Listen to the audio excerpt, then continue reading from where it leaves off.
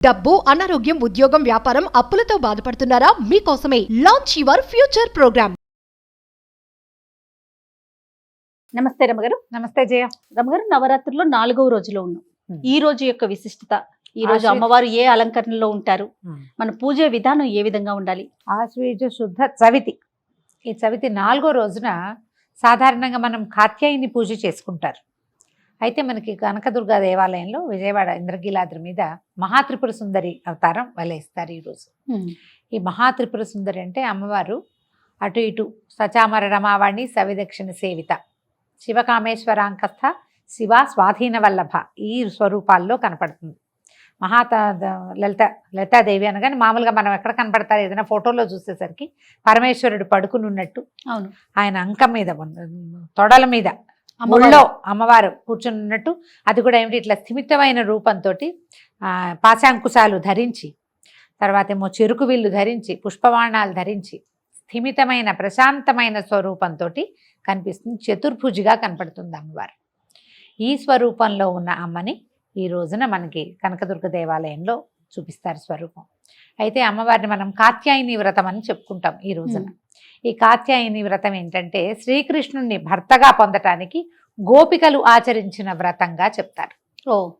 ఈ చతుర్థి నాడు మన త్రిపుర సుందరి అవతారమైనా వేసుకోవచ్చు, చెప్పుకోవచ్చు అమ్మవారిని, లేదా కాత్యాయనిగా కూడా చెప్పుకోవచ్చు.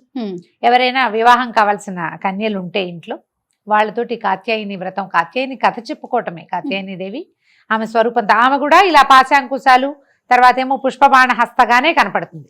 ఆమె స్వరూపం కూడా ఇలాగే కనిపిస్తుంది. అయితే ఇక్కడ మహాత్రిపుర సుందరి అని ప్రత్యేకంగా చెప్తారు.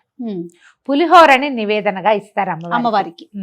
బాగా అంటే మంచి కలర్ఫుల్గా ఉండాలన్నమాట పదార్థం, పసుపచ్చగా పచ్చటి పదార్థాలు. అమ్మవారికి మనం వేసుకున్న పసుపచ్చ లాంటిది కానీ, పసుపు కానీ, ఆ తర్వాత నారింజ రంగు, ఆరెంజ్ కలర్ కానీ, బాగా రిచ్ దట్టమైన నారింజ రంగు కానీ ఆ వస్త్రాన్ని సమర్పించవచ్చు. అయితే ఇప్పుడు కాత్యాయని వ్రతం గురించి చెప్తాం.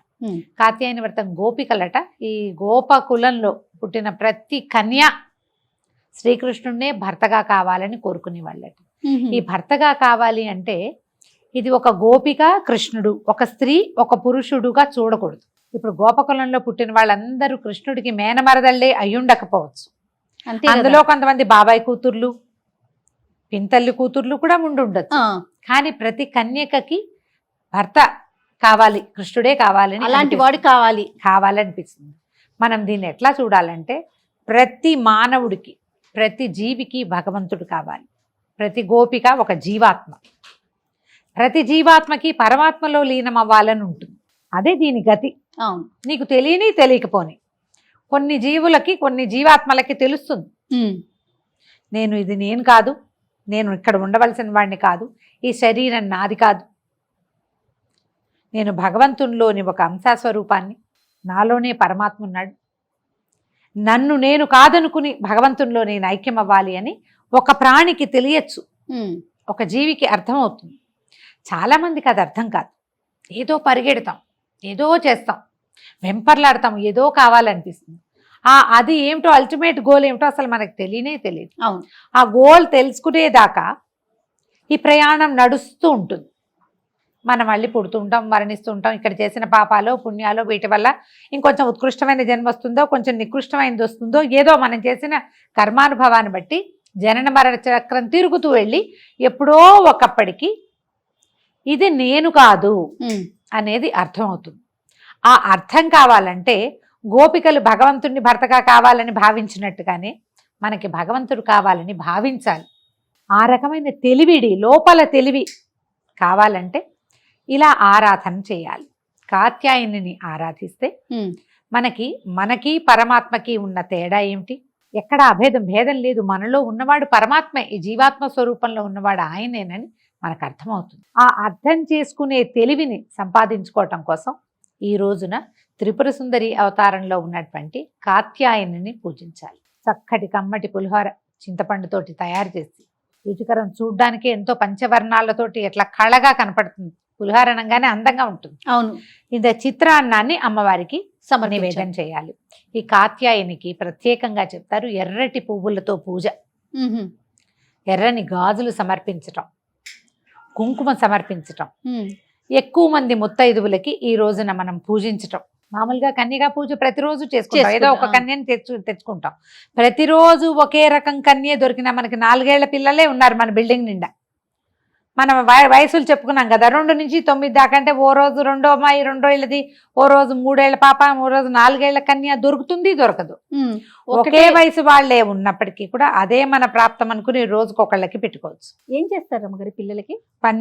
కన్యకి ఎలాంటి పూజ చేస్తారు? కూర్చోబెట్టటము, పాదాలకి ముందు కాళ్ళు కడిగిస్తాం, కాళ్ళు కడిగించి కూర్చోబెట్టి కాళ్ళకి పసుపు రాసి, పారాణి పసుపు సున్నము కలిపితే పారాణి తయారవుతుంది. అవును, కాళ్ళకి పసుపు రాయటం, పారాణి పెట్టడం. ఒట్టి పారాణి పెట్టకూడదు, పసుపు రాసిన పాదాలకి పారాణి పెట్టడం. తర్వాత కుంకుమ, తర్వాత కాటుక, బుగ్గన ఒక చుక్క, తర్వాత తల ముడవటం, జుట్టు ఉంటే చక్కగా దువ్వి కాసిన పువ్వులు పెట్టడం. అమ్మవారిని అలంకరించడమే ఇది. అలంకారం అయిన తర్వాత ఒక పీట మీద చక్కగా పొద్దుగా కూర్చోబెట్టి ఏదైనా తినడానికి పెట్టడం. మనం ఆ రోజు అంటే ఇది అమ్మవారికి నివేదన చేసిన ప్రసాదము పెట్టచ్చు, లేదా వీళ్ళకే భోగం ప్రత్యేకంగా తయారు చేసుకోవచ్చు. చేసి చక్కగా ఒక విస్తరి వేసి ఏదో ఒక పదార్థం చేయకూడదమ్మా. ఎప్పుడు కూడా 4 పదార్థాలు మనకు విస్తరి కళగా కనపడాలి. పిల్లలు చేయి విడిచి తీసుకునేలాగా చేయాలి. వాళ్ళకి నచ్చిన పదార్థం ఏదైనా. మన పక్కింట్లోనే ఒక పాపాయి ఉందనుకోండి, తనకి ఏమి ఇష్టము, కొంతమంది పిల్లలు బంగాళదుంపలు ఇష్టం, బంగాళదుంపల కూర, అన్నము, చారు, పెరుగు, కాస్త ఏదైనా తీపి పదార్థం. వాళ్ళు అవేమి తినరు, ఏదో ఉప్మా లాంటివి తింటారు, పులిహారే తింటారు పిల్లలు. చాలా మంది పులిహార కనపడుతుంటే పులిహారే తింటామంటారు. పులిహారతో పాటు ఒక పులిహార పెట్టకుండా దాంతో ఏదైనా తీపి పదార్థము, ఒక చిన్న బిళ్ళ పెరుగు, అన్నము, ఇలాంటివి తినిపించడం. ఆహారం తీసుకున్న తర్వాత చక్కగా మళ్ళీ బొట్టు పెట్టి బట్టలు పెట్టడం. ఏదైనా అలంకరణ సామాగ్రి ఉంటే పిల్లలకి సాధారణంగా ముందు అలంకరణ సామాగ్రి అన్నీ ఇచ్చి అప్పుడు భోజనం పెడతాం. ఆ తర్వాత తాంబూలం ఇచ్చాక కొంతమంది ఇష్టపడరు, కానీ హారతి ఇస్తే చాలా మంచిది పిల్లలకి. ఏ కన్యకైతే మనం పూజ చేసుకుందాం అనుకున్నామో, కన్యా పూజన చేస్తాం కదా, ఆమెకు ఒక హారతి ఇచ్చి తర్వాత ఆమె చేతికి అక్షింతలు ఇచ్చి అక్షింతలు వేయించుకోవాలి పిల్లతో. ఆ కన్యకతోటి మనం అప్పుడు కుమారి స్వరూపం, ఆవిడే బాలా స్వరూపంగా పెట్టుకున్నాం కదా, ఈ బాలా స్వరూపానికి నమస్కారం చేసుకుని తదుపరి జన్మల్లో అయినా నాకు భగవంతుడిని చేరే దారి, నీ దగ్గరికి వచ్చేసే దారి చూపించమని. ఇప్పుడు దసరా ఏ పండగల్లో అయినా కూడా మనకు దేవతార్చన ప్రధానాంశంగా ఉంటుంది. ఏ పండుగ అయినా వండుకోవటం తినడమే మన జీవిత ధ్యేయం అయినప్పటికీ ఖచ్చితంగా దైవారాధన ఉంటుంది. ప్రతి దైవారాధనలోనూ మనం సాధారణంగా ఏం చేస్తాం, ఏదో కోరికలు, మా పిల్లల పైకి రావాలి, మా ఆయన వృద్ధిలోకి రావాలి, మా వ్యాపారం పెరగాలి, నాకే బంగారం కావాలి, బట్టలు కావాలి, ఇల్లు కావాలి, వాకిలు కావాలి, ఫారిన్ ట్రిప్ కావాలి, ఏవో అడుగుతాం జయ. అవునండి, ఇవే వస్తూ ఉంటాయి. అవును. అయితే పండగలకి మనం ఎప్పుడైనా సరే ఈ రోజుల్లో ఇది కోరితే వస్తుంది అలాంటివి చెప్పం. ఇది ఇప్పుడు చేయాల్సింది అంతే. కోరికలతో సంబంధం లేకుండా నువ్వు కోరుకుంటావంటే ఎక్కడ ఏది కోరుతావో నీకు లభించాల్సింది లభిస్తుంది అంతే.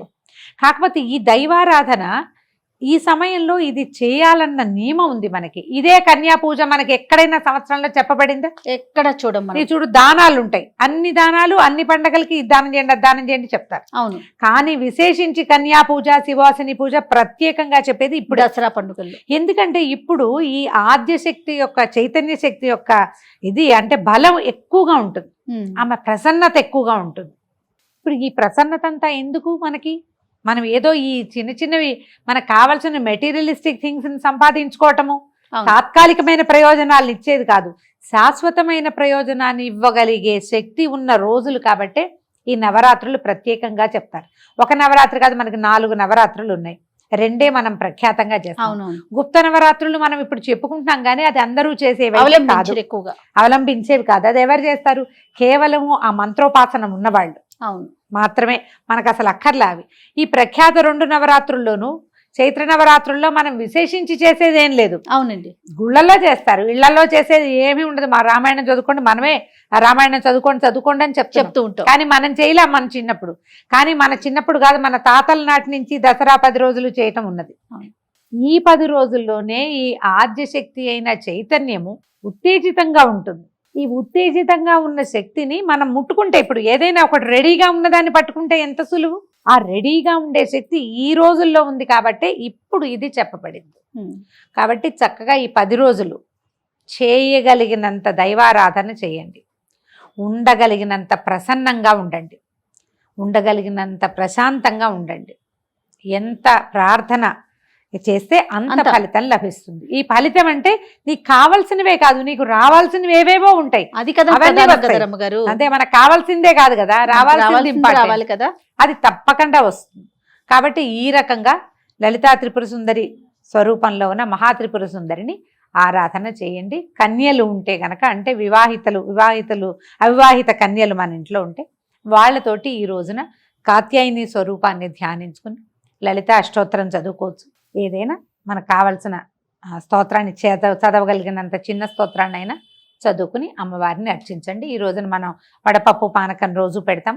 పళ్ళు ఫలాలు నివేదన చేయండి, పులిహోర నివేదన చేయండి. ప్రధానంగా పులిహోర నివేదన చేస్తే మంచిది. ఈ నవరాత్రులు, శరన్నవరాత్రులు మొత్తం మీద కూడా పలానా ఆలయం దర్శించుకుంటే చాలా, అంటే దర్శించుకోవాలి అలా అనుకునేటువంటి ఆలయాలు ఏమన్నా ఉన్నాయా? ఏ అమ్మవారి ఆలయాన్ని దర్శించినా మంచిదే జయ.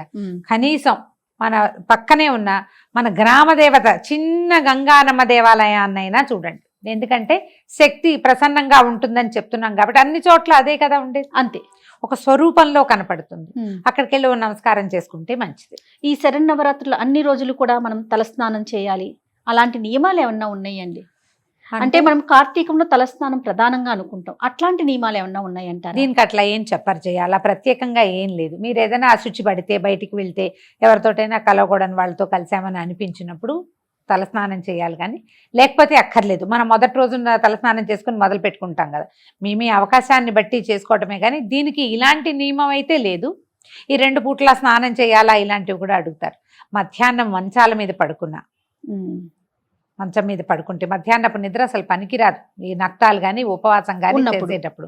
ఇప్పుడు ఏదో చిన్న లేత నెలల గర్భమో, లేకపోతే చిన్నపిల్లలు ఉన్నవాళ్ళు, ఏదైనా చిన్న బద్ధకం ఉన్నవాళ్ళు, శీతాకాలం వచ్చేస్తోంది కాబట్టి కాస్త ఒళ్ళు బరువుగా ఉన్నవాళ్ళు, ఇలాంటి వాళ్ళకి కాస్త ఏమైనా ఇబ్బందిగా ఉండి మధ్యాహ్నం పడుకుంటే సాయంకాలం ఒక చెంబు నీళ్లు పోసుకుని అప్పుడు దీపారాధన చేసుకుంటే మంచిది.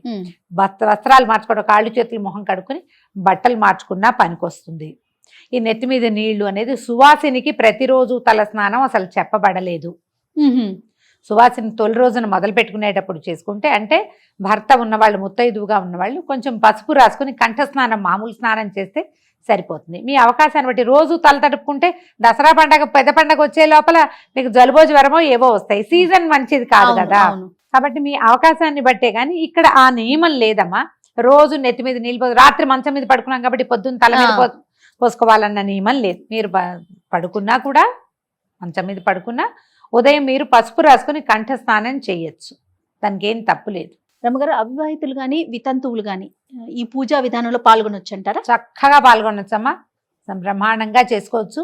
కన్యలు గనక పూజ చేసుకుంటే, కన్యలు మన ఇంట్లో పిల్లలు, పెళ్లి కాని పిల్లలుంటే వాళ్ళతో తాంబూలం ఇప్పించండి, నమస్కారం చేయించండి, లలితా సహస్రనామం చదివించండి, అమ్మవారికి పూజలు అన్ని చక్కగా అలంకారం వాళ్ళతో చేయించండి, శుభం జరుగుతుంది. వితంతువులైనా భర్త లేకపోయినా పూజా విధానానికి ఏ తప్పు లేదమ్మా. వాయినాలు అవి ఇవ్వకుండా ఉండటం ఒకటే తప్పిస్తే అది ఒప్పుకోదు సమాజం కాబట్టి. మిగిలినవన్నీ చేసుకోవచ్చు. మీరు చక్కగా ఇంట్లో పూజ చేసుకోవచ్చు, రోజు లలితా సహస్రనామం చదువుకోవచ్చు, ఏ తప్పు లేదు దానికి. రమ్మగారు, శరన్నవరాత్రులు మొత్తం కూడా మొదటి రోజు నుంచి చివరి రోజు వరకు కూడా స్త్రీలు పాటించాల్సిన నియమాల గురించే మనం మాట్లాడుకుంటున్నాం. ఇక్కడ పురుషుల పాత్ర ఏంటండి? అంటే యాక్చువల్గా ఇది ఇళ్లల్లో ఉండే విధానం అయితే పురుషులది ప్రధాన పాత్ర జయ. వాళ్ళది ప్రధాన పాత్ర. వారి ఇంట్లో దేవతార్చన ఉంటే, వాళ్ళకి మంత్రోపాసన ఉంటే, ఉపదేశం ఉంటే ఖచ్చితంగా వాళ్ళు మంత్రోపాసన చేసుకోవాలి. అమ్మవారిని నిలబెట్టడము, కూర్చోబెట్టడం సమస్తము మగవాళ్లే చేస్తే, పరిచర్యే ఆడవాళ్ళు చేసే విధానం ఉండేది. ఇప్పుడు కూడా కొన్ని కుటుంబాల్లో అలానే ఉంటుంది. ఖచ్చితంగా మగవాళ్లే ఇదంతా చేస్తారు. పరిచర్య, ప్రసాదం, నివేదనలు, వంట చేసి పెట్టడము, కావలసిన హారతులు, దీపారాధనలు అన్నీ తయారు చేయటం, పువ్వులు తయారు చేయటం, అమ్మవారిని అలంకరణ చేయటం. కానీ అమ్మవారిని కూర్చోబెట్టడము, ఆమె యొక్క అష్టోత్తరాలు, పూజా విధానము సమస్తము మగవాళ్లే చేస్తారు. వాళ్ళ ఇంట్లో ఉండే పద్ధతమ్మా. ఇప్పుడు ఇది సార్వజనీయమైన సంగతిగా అయిపోయింది. అందరూ ఇప్పుడు మంత్రోపదేశం ఉండాలి, మగవాళ్లే చేయాలి, ఈ రకమైనవి ఉన్న వాళ్ళు ఉంటారు, లేని వాళ్ళు ఉంటారు కదా. ఎవరైనా చేసుకోవాలని ఆశపడతారు కదా. లౌకికమైన వ్యవహారంగానే ఇది పరిణమించింది కాబట్టి మనం ఆడవాళ్ళు కూడా చేసుకోవచ్చు. దానికి ఏం పెద్ద మగవాళ్ళు చేయాల్సిందేనని ఖచ్చితంగా వాళ్ళకి అవకాశం లేదు, అలవాటు లేదు, ఆ రకమైన ఆచరణ తెలియదు. అప్పుడు ఎందుకు వాళ్ళని ఇందులోకి లాగటం? మీరు నేర్చుకుంటున్నారు, తెలుసుకుంటున్నారు. ఎవరో ఒక గురువులో టీచర్లు మంచి వాళ్ళు 4 మంచి ముక్కలు చెప్పే వాళ్ళ దగ్గర తెలుసుకున్నప్పుడు మీరు తెలిసిన విధానంగా చేయండి. వాళ్ళతో దండం పెట్టించండి. మీరు ఇంట్లో పూజ చేసుకునేటప్పుడు మీరు ఏదైనా ఒక నియమం పెట్టుకున్నారు, ఈ రకమైన ఆహారమే వండాలి అని. మగవాళ్ళు దాన్ని గౌరవించినా వాళ్ళు పూజ చేసినట్టే. అంతే. దానికి వాళ్ళు ఒప్పుకుంటే నువ్వు ఈ పూజ నువ్వు చేసుకో, నాకు కావాల్సింది నాకు చేయాల్సిందేనన్న మాట అంటే ఇక ఏం లేదు, మీ దారి మీది వాళ్ళ దారి వాళ్ళది. అట్లా కాకుండా దానికి వీళ్ళు గౌరవంగా ముందుకు వెళ్తే భక్తిభావంతో ముందుకెళ్ళి అలాగే ఈవిడేదో చేసుకుంటోంది కాబట్టి మనం ఇతరత్ర వ్యవహారాలకు దెక్కకూడదని వాళ్ళు కనుక భావించారనుకో, వాళ్ళు పూజలో పాల్గొన్నట్టమ్మా. అప్పుడు బాగా చెప్పారు, వాళ్ళు పూజలో పాల్గొన్నట్టే. వాళ్ళే దీపం పెట్టకపోయినా కూడా ఒప్పుకున్నారు కదా, ఒప్పించుకోండి. అంత మాత్రం పూజ చేయాల్సిందేనని పెట్టుకోకపోయినా ఇంత మాత్రం ఒప్పించినా కూడా వాళ్ళకి కూడా ఫలితం లభిస్తుంది తప్పకుండా. సంతోషం గారు. నమస్తే. నమస్తే చేయ.